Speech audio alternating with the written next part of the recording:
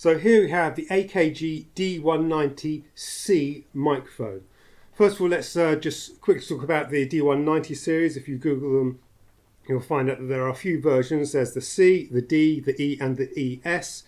Basically, they are all the same microphone, apart from they have different connectors, different sockets on the bottom. In this case, this is a 3-pin DIN socket, and they might have an on-off switch. So this one, no on-off switch, 3-pin DIN socket, that's what you get.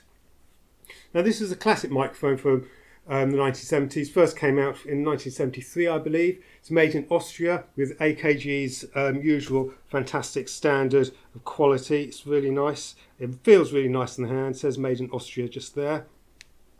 And it's a dynamic microphone, so no phantom power is needed, no batteries are needed, you just plug it in and you're good to go. It comes with a 5-meter long cable, here we go, which just plugs straight in the bottom there. You screw it on nice and tight. You've got a 3.5mm mono small jack at the end, which you can plug straight in and you're good to go. So what's it good for? Well, this is a great general purpose microphone. If you're in a band or something like that, you can use it for singing, you can use it to mic up your guitar amp, your keyboard amp, you can even use it to mic up your drums. It's a great general purpose mic that can be put pretty much to any use. And if you want something very specific, maybe you just want a podcast mic or something like that, this isn't really the mic for you. You can get specialist mics for those kinds of things that you might pay a little bit more, but they'll do the job, much better. This is a great general purpose mic that you can use for almost anything. If you want something specialist, you need to get a specialist mic.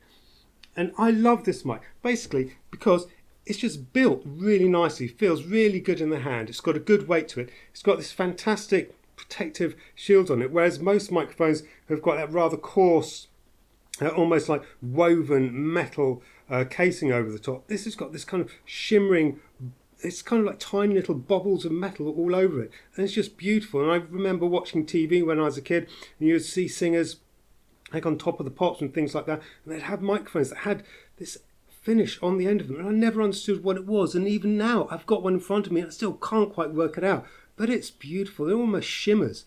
I think it's a lovely thing. I really like it. It feels really nice in the hands. This is basically a classic, classy 1970s microphone that comes, as I said, with this cable all together, 5-meter long cable, and you're good to go.